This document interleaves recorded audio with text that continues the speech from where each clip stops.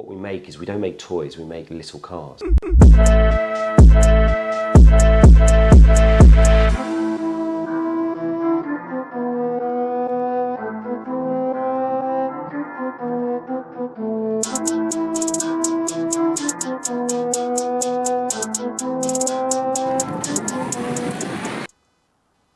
Welcome to Bicester Heritage.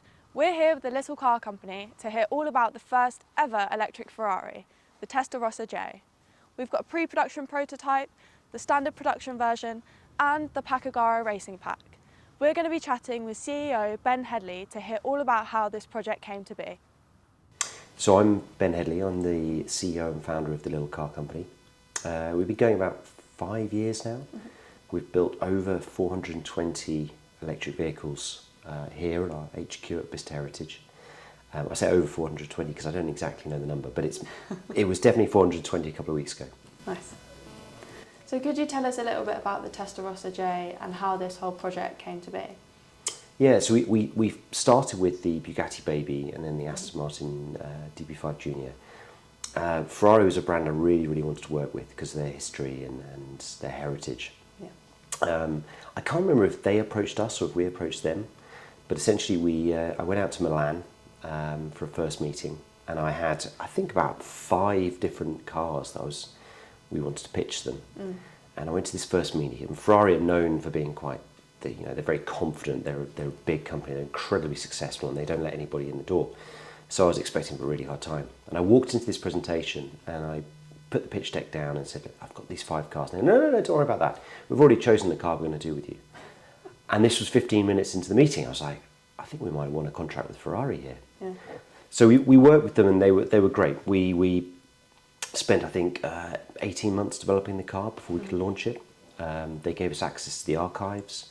We went to the original paper drawings in the Classiche, in their museum, and then we scanned those, and we recreated the chassis exactly as it was in the 1950s, just scaled down 25%. Amazing.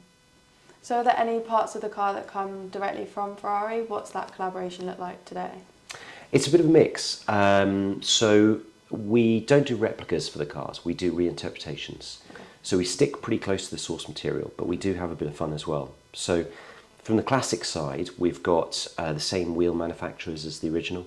We've got the same steering wheels made by Nardi as the original car, just at 75% scale. For the authenticity, Ferrari give us the leather, they give us the paint, they give us the pedals. The pedals come off the Ferrari production line. So they just stash a load and then send them over to us. So the same as you'd get if you had a full-size Ferrari. Yeah. We put in a Manatino just for a bit of fun. You know, the mode switch that you have in the steering wheels of modern cars, modern Ferraris.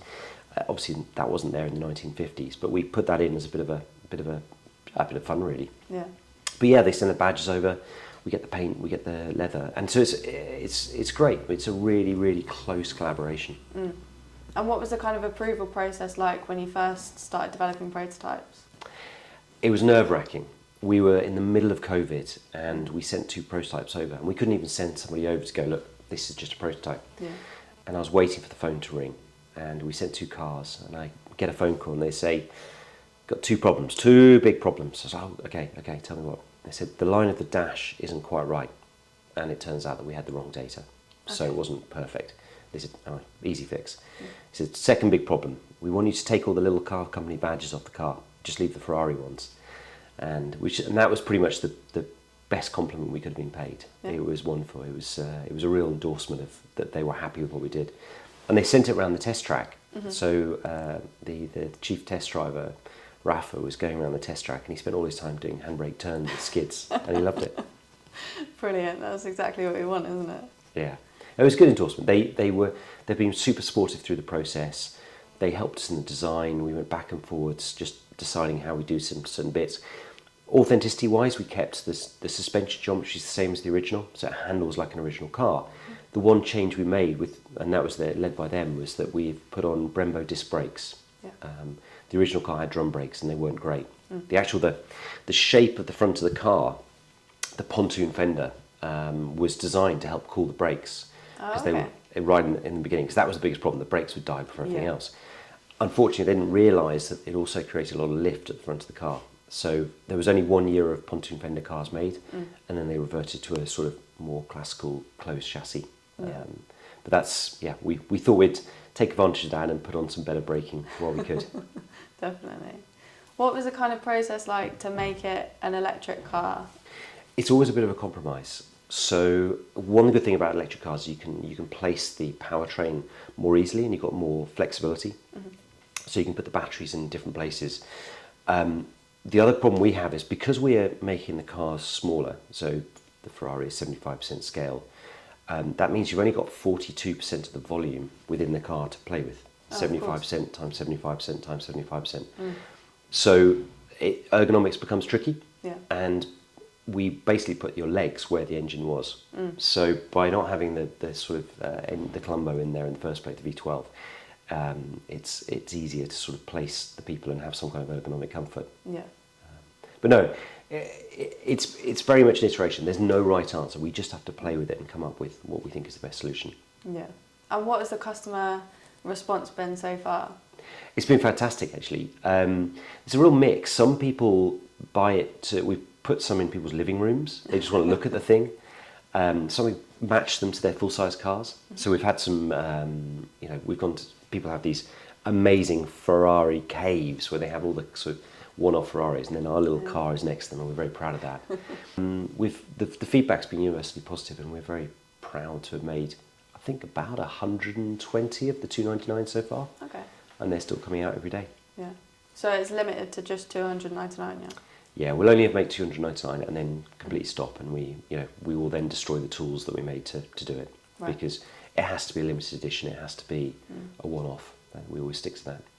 And I know the Pacagara race pack has come out as well. Is that part of the 299, or are you making an additional set for those? It's part of the 299. Okay. We had some clients who came to us and said, yeah, love it, can you make it faster? Yeah. So what we could have done is put some go faster stripes on and a kind of cynical exercise. Instead, we re-engineered it. So we went back, and it's got a quicker rack. On the steering wheel, upgraded the brakes. It goes around the track faster than the original car. We put on the roll bar so that people can race it if they want to. You've got the harnesses. And yeah, we didn't want to do a proper job, not just a sort of couple of nice stickers and look, here's a special edition. We went back into the car and re-engineered it. We also made it so that we've actually retrofitted it to a couple of clients' cars. Oh, okay. So you can have it upgraded. Yeah. It's not easy, but it's possible. That's so cool. Again. Could you tell us a little bit about the powertrain that we've got in the Testarossa J? Yeah, so it doesn't have the Colombo V12. It's got an electric powertrain. It's rear-wheel drive still, and we use the same geometry at the back. But we use modern lithium-ion cells as you would in any EV. It means you get the instant torque and the silence, which is quite nice as well. We used 18650 cells, which is the sort of standard throughout the industry. And the Ferrari has 3 separate packs. We're very proud that we got it so close. You'll notice that a lot of the brands like Jaguar have done continuation E-types and D-types and C-types. A lot of the brands are bringing back their heritage. You'll notice Ferrari have never done that, and we're very proud that they worked with us to bring the car back, because it is the 250 is the epitome of Ferrari's racing heritage, and to trust us to do a proper job is a huge honour. And I mean, I still pinch myself and say, in our little factory in Vista, we're making officially sanctioned Ferraris, and I'm still kind of blown away. And we had a video, it actually was on Instagram briefly, and then got pulled down, but had Charles Leclerc drove our car in the Ferrari shop at Maranello. And it's just, you think, wow, Ferrari's top Formula 1 driver is getting to experience our car. It's a huge honour. We pinch ourselves. We're just so lucky to be able to do it. I think it's also like capturing that childlike joy that we don't very often get to experience very much anymore. But yeah, they're just absolutely great fun. That's it. They're not that fast. 50 miles an hour in something that low to the ground feels fast, but it's a pure sense of driving. I think a lot of classic car owners are extremely anti-EV. And I kind of understand it. If you would never take out a Colombo V12 out of a classic Ferrari and stick in an electric powertrain. So bit of a no-no. What we're doing is we're trying to reinterpret it. So we are taking modern EV technology and putting it into a classic shape. So you get a bit of both.